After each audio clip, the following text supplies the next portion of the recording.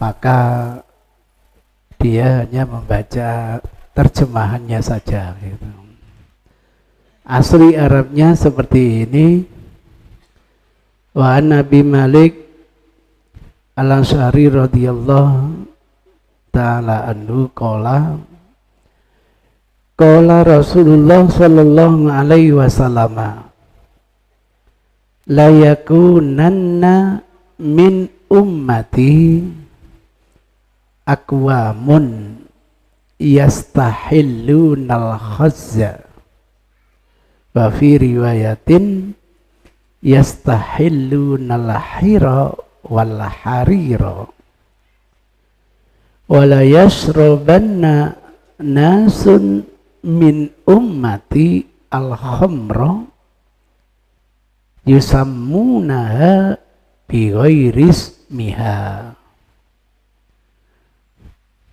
yu'zafu ala ru'usihim bil ma'azif wal mughanniyat ya'tihim atin lihajatin fayakuluna irji ilayna ghadan fayakhsifullahu bihimul arda wa yamsahu minhum akharina kiradatan wa khanazira ila yaumil qiyamah. Dinarasikan Abu Malik Al-Asy'ari radhiyallahu ta'ala anhu, Rasulullah sallallahu alaihi wasallam bersabda, kelak berarti belum ada pada waktu zaman Rasul, besok akan ada dari umatku ini yang menghalalkan khaz, jenis sutra. Dalam riwayat lain, khir, menghalalkan perzinaan dan sutra. Dan umatku akan minum khamr yang memberinya nama lain. Jadi namanya bukan khamr, mungkin diganti bir kuntul barangkali begitu. Misalnya, dan ditabuhkan pada mereka beragam alat musik diiringi para bidu wanita, lalu mereka didekati orang miskin yang sedang memiliki hajat. Mereka berkata, besok saja Anda datang kepada kami. Maka Allah menenggelamkan mereka ke bumi, di antara mereka wujudnya dirubah menjadi seperti kera dan babi sampai datangnya hari kiamat. Ini warning yang luar biasa.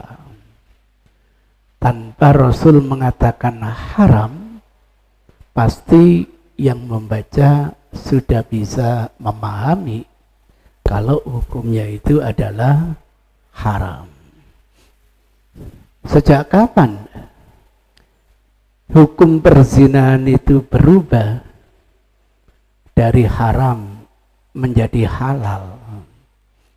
Maka seperti itulah hukumnya musik. Sejak kapan hukumnya haram berubah menjadi apa? Halal. Pasti sama dengan perzinahan, sejak awal sampai hari kiamat hukumnya haram. Musik pun sejak awal sampai hari kiamat hukumnya adalah apa? Haram. Tidak tanggung-tanggung, hadis ini dikeluarkan oleh Imam Bukhari, nomor urut 5268, Abu Daud 4039, Ibnu Majah nomor urut 4020, dan Ahmad dalam bukunya Musnad 22.951. Selesai, sudah terjawab. Tiba HP-nya bunyi. Telulit, telulit, telulit, telulit, telulit. HP-nya bunyi.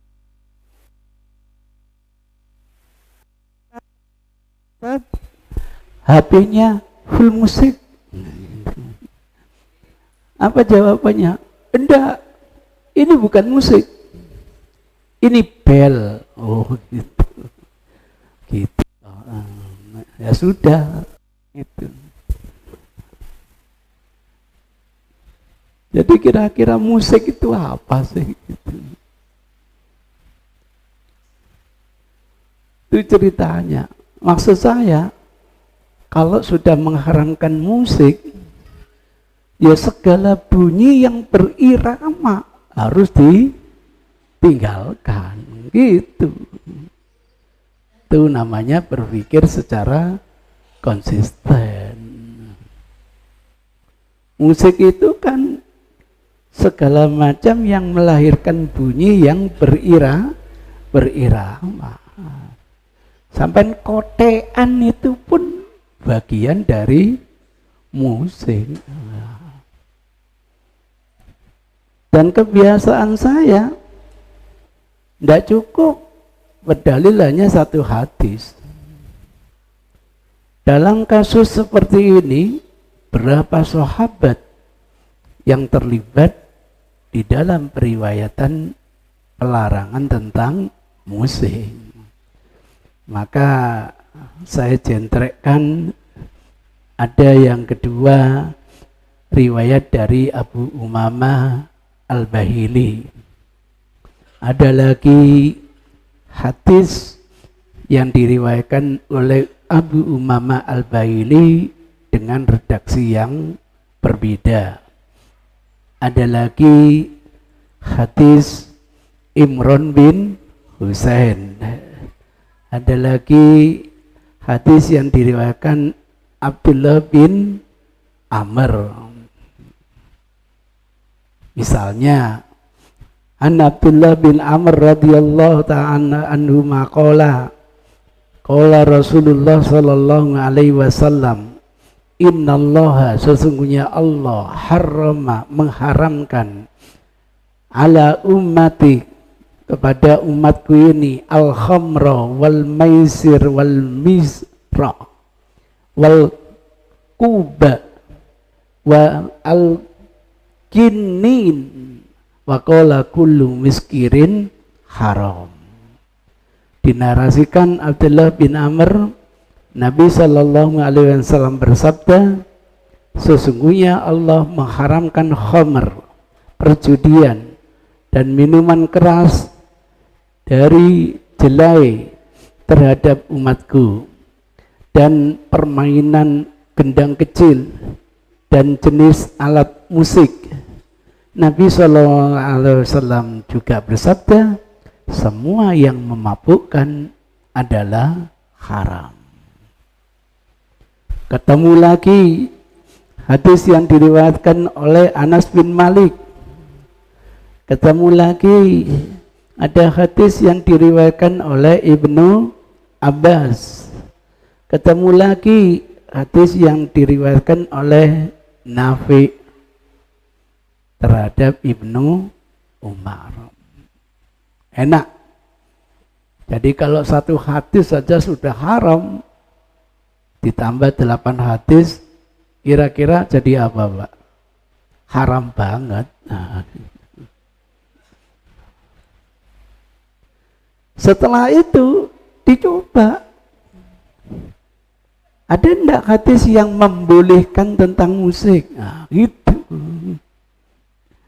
Jadi jangan parsial, harus komprehensif.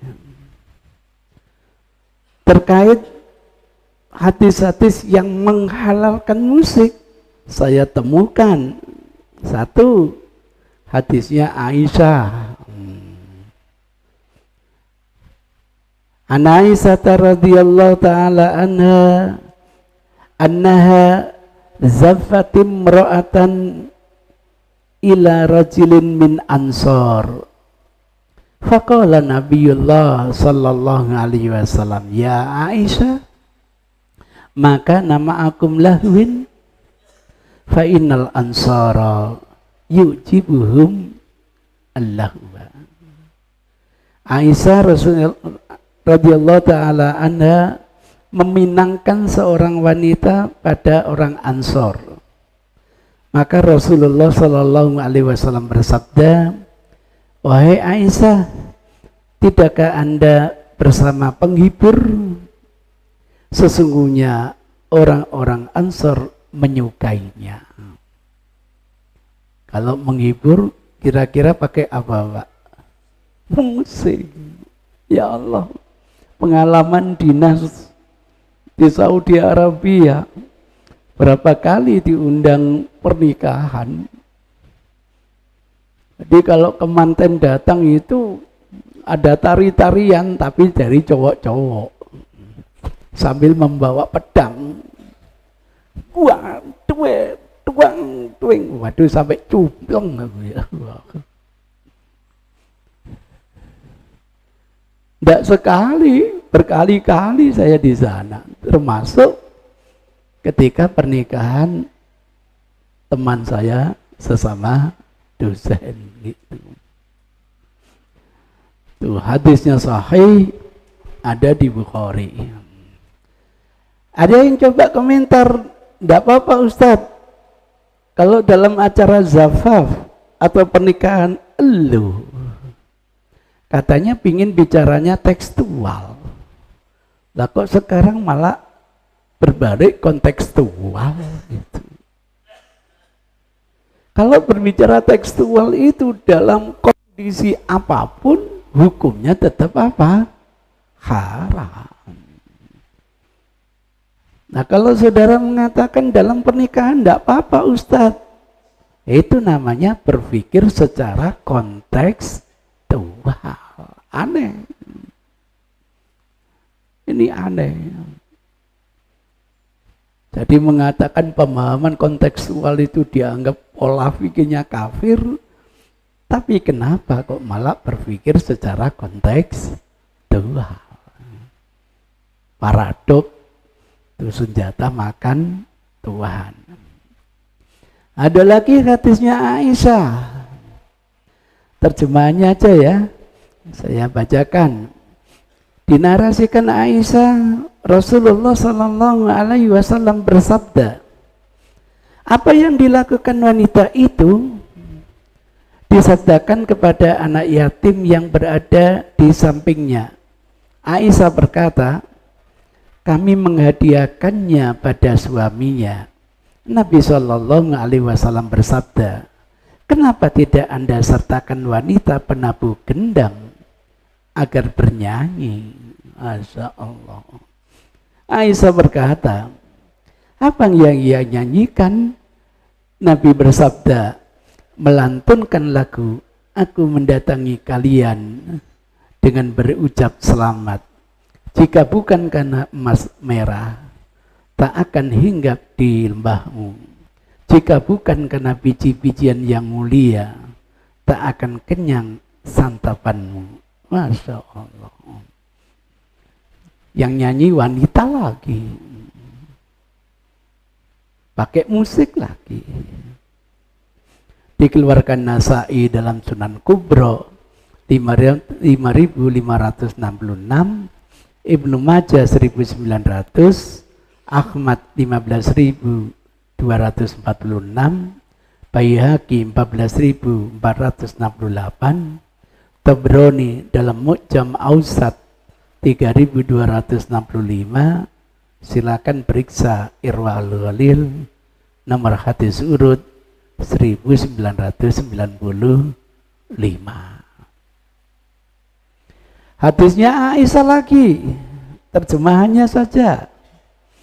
Aisyah berkata, ketika Nabi Shallallahu Alaihi Wasallam duduk, beliau mendengar suara hiruk pikuk dan suara anak-anak. Lalu beliau bangkit. Ternyata beliau melihat suku Habsyi menari-nari dan bermain-main dengan rebana yang dikerumuni anak-anak. Lalu beliau bersabda, "Wahai Aisyah, kemarilah dan saksikanlah." Lalu aku mendekatinya dan meletakkan dagu pada pundak Nabi dan aku ikut menyaksikannya. Nabi bersabda, "Cukupkah? Cukupkah? Cukupkah?" Aku menjawab, "Belum," agar aku dapat pamer kedudukanku di sisi beliau. Tiba-tiba Umar muncul dan membubarkan mereka. Maka Rasulullah Shallallahu Alaihi Wasallam bersabda, "Aku melihat setan manusia dan jin lari dari Umar." Yang marah Umar. Rasul tidak marah. Itu dilakukan di Masjid Nabawi. Orang Habsyi sukaannya memang main pedang. Sambil menari, diteriaki oleh anak-anak. Dibuka jendelanya oleh Rasul, Aisyah ditawari, mau enggak ikut menyaksikan? Maklum antara rumah Rasul dan Masjid Nabawi dempet, ada pintu keluar masuk, ada jendela. Kalau Rasul itikaf untuk menyisir rambut saja nggak perlu keluar masjid, Aisyah yang menyisir dari dalam kamarnya. Aisyah ditawari, ingin lihat tarian dengan tabuhan itu? Pingin. Sambil dagunya diletakkan di pundak Rasul, pamer kemesraan dia dengan Rasulullah Sallallahu Alaihi Wasallam. Dan istri yang lain melihat, mungkin GR mungkin. Sudah selesai? Belum. Biar agak lama pamernya gitu. Masya Allah. Umar datang marah-marah. Yang marah Umar. Rasul tidak marah. Lah kok katanya enggak apa-apa kalau gendang? Loh. Pakai gitar haram. Dulu kan gak ada gitar, bro. Ya Allah. Gimana sih? Lagi-lagi bicaranya tidak tekstual, tetapi kontekstual. Jadi kalau gendang boleh, selain gendang berarti tidak boleh. Itu namanya bicara tidak tekstual, tetapi kontekstual. Aneh lagi. Ada lagi hadisnya Aisyah. Nah, terjemahannya aja. Aisyah radhiyallahu ta'ala berkata, Ali menjumpai Rasulullah sewaktu di hari-hari Mina, hari tasyrik maksudnya.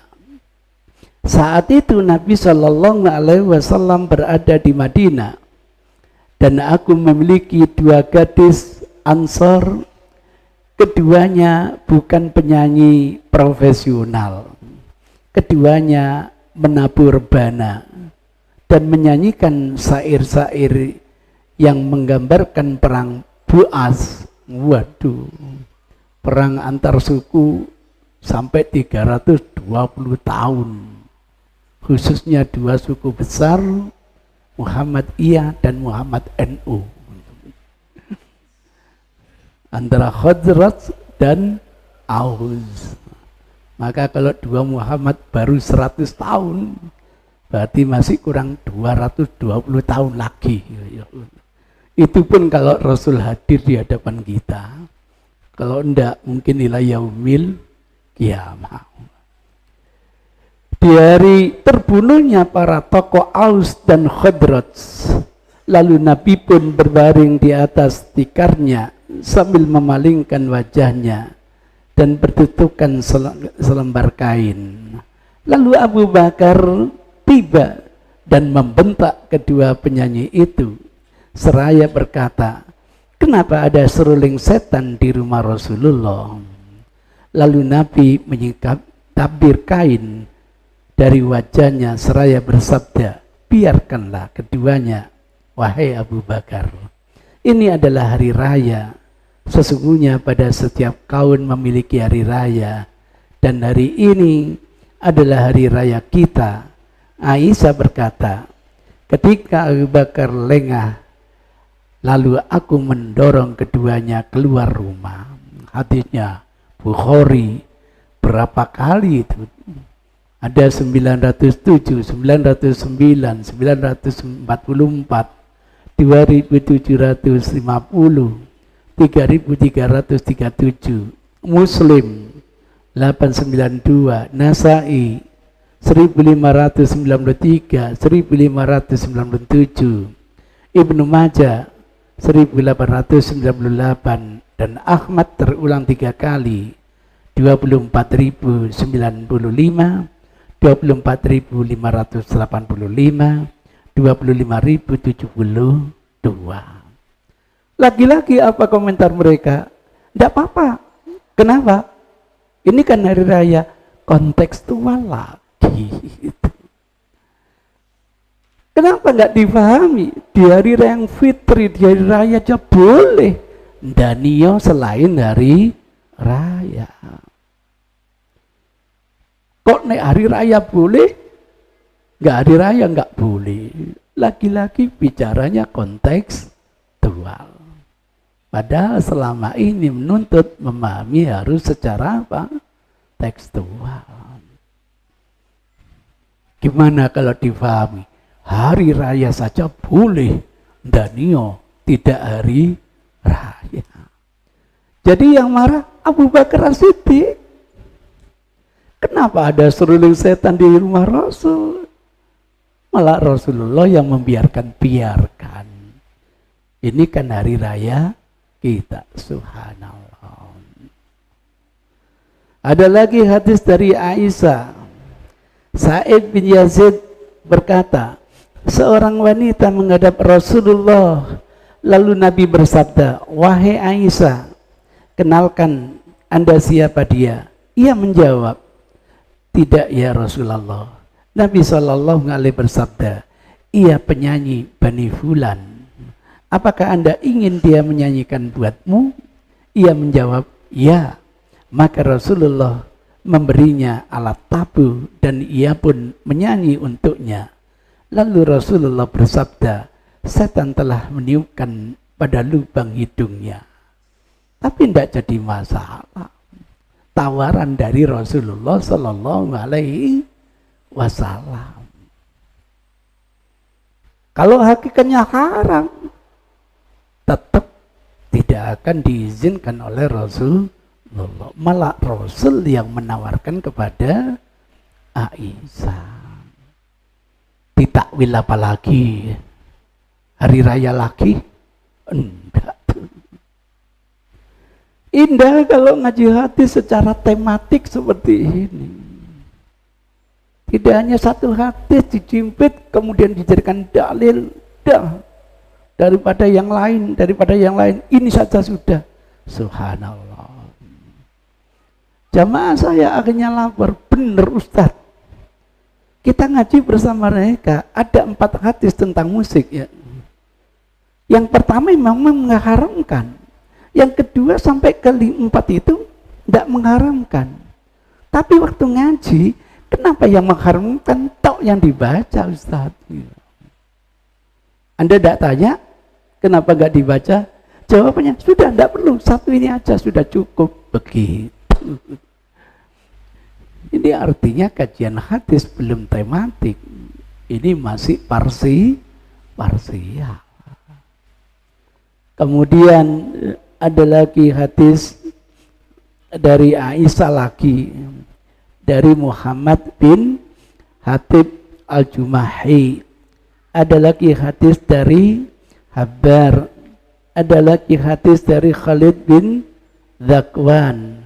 Ada lagi hadis dari Buraidah. Banyak hadis yang membolehkan tentang musik.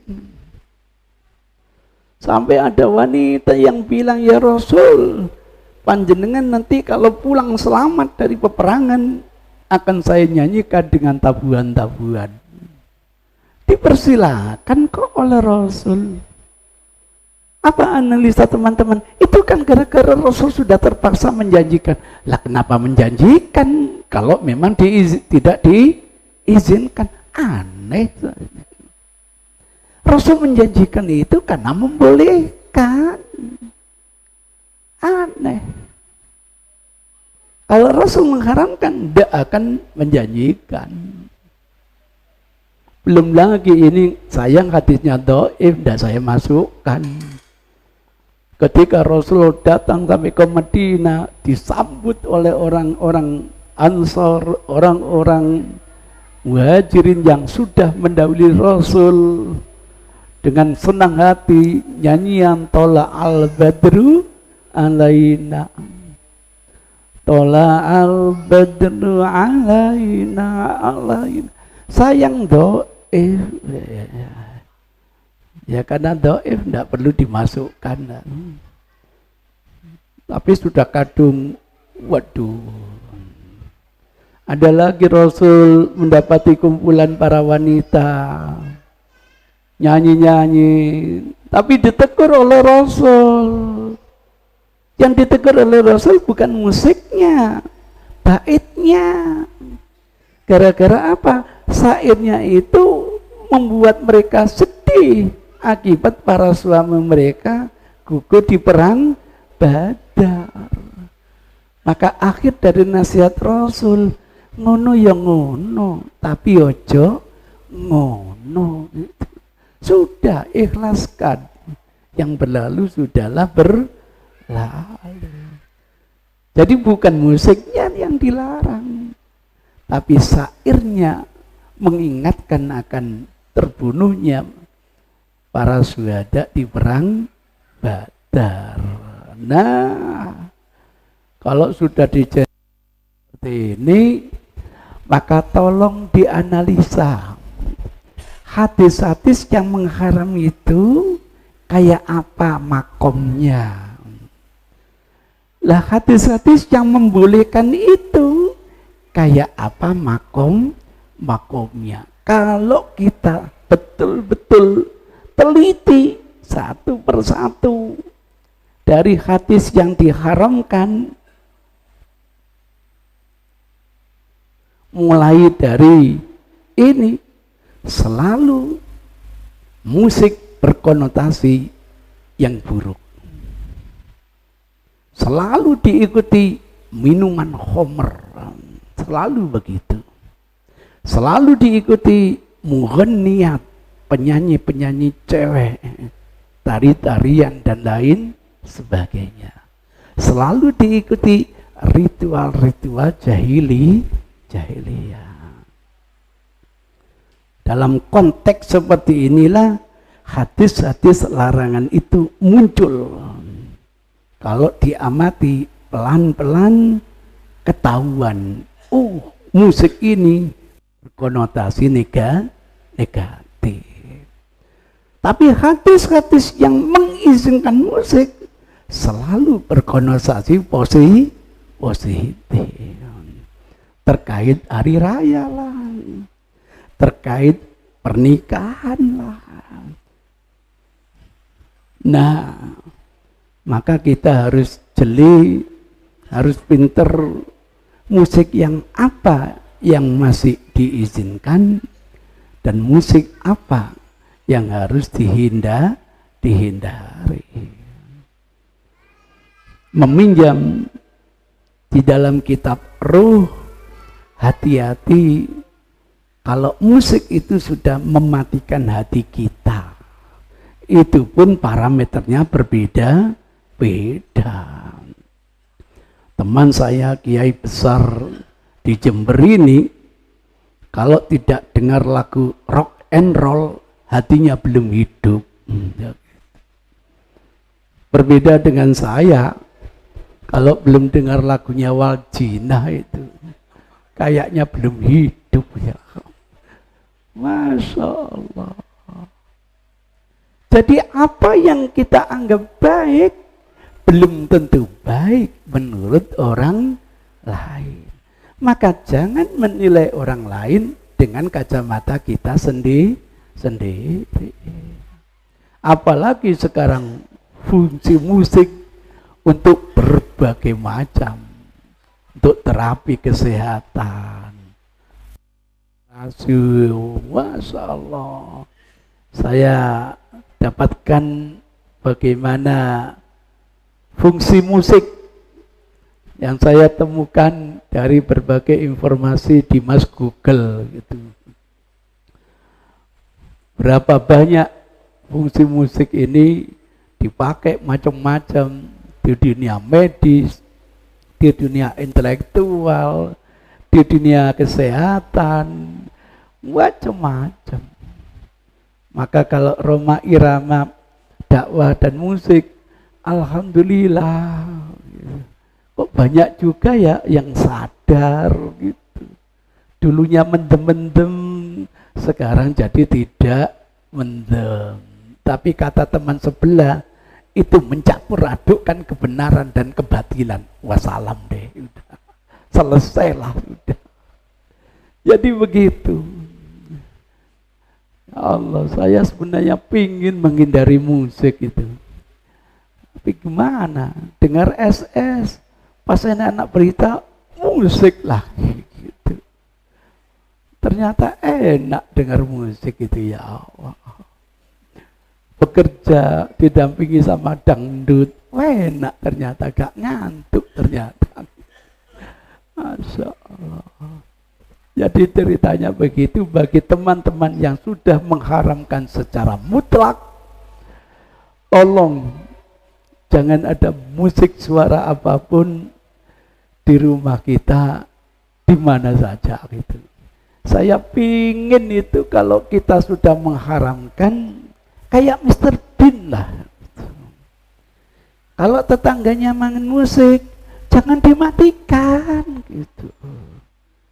Karena saya mengharamkan, ambil sumpet, masukkan ke telinga, gitu loh. Gitu. Caranya gitu. Untuk tetangga punya gawe, main musik, dipateni, perang saudara gitu. Sudah kalau betul-betul mengharamkan, sudah siap sumpet telinganya, alhamdulillah, tidak dengar lagi suara apa? Musik. Saya punya dulu guru saya, kemudian di Madinah menjadi teman, itu penggubah musik.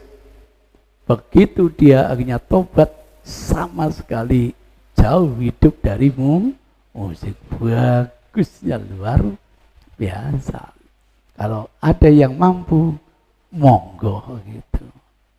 Ada komentar, ada pertanyaan, sehingga setiap hadis bisa dipahami secara proporsional. Tidak memutlakan mengharamkan, tidak memutlakan menghalalkan. Pertanyaan, komentar, monggo silakan. Yeah.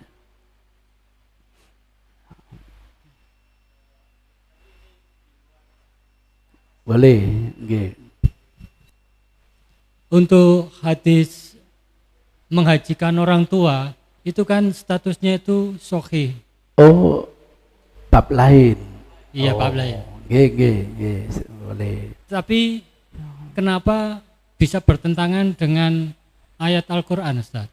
Bagaimana hadis itu, apa khusus untuk pada waktu itu, apa bisa dikatakan begitu atau bisa juga diamalkan sekarang? Bertentangan dengan ayat yang kayak apa? Seperti An-Najm 39 itu. Bunyinya seperti apa? Yang apa? Semua amal apa yang melaksanakan itu. Intinya begitu. Kan anak hasilnya orang tua. Iya. Anak kan lahir jasanya orang tua. Kerjaannya orang tua. Kata Al-Quran, wa naktubu ma qaddamu wa asarahum. kami akan tetap tulis apa yang kamu kerjakan dan bekas-bekas yang kamu tinggalkan. Lah anak ini kan aset dari orang tua. Jadi masih bisa dilaksanakan Ustaz ya? Bagaimana? Jadi badal haji yang dilaksanakan anak tersebut masih bisa dilaksanakan? Kenapa tidak? Wong hadisnya sahih. Yang keliru itu anak berbuat haji pahalanya dihadiahkan ke orang tua. Itu yang tidak mungkin. Jadi anak berbuat haji dapat kebaikan, bapaknya juga kecipratan kebaikan yang dilakukan oleh anaknya.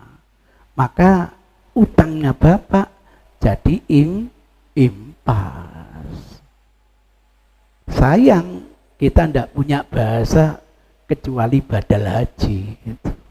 Kesannya yang berbuat orang lain, kok orang lain menikmati hasilnya. Tidak mungkin.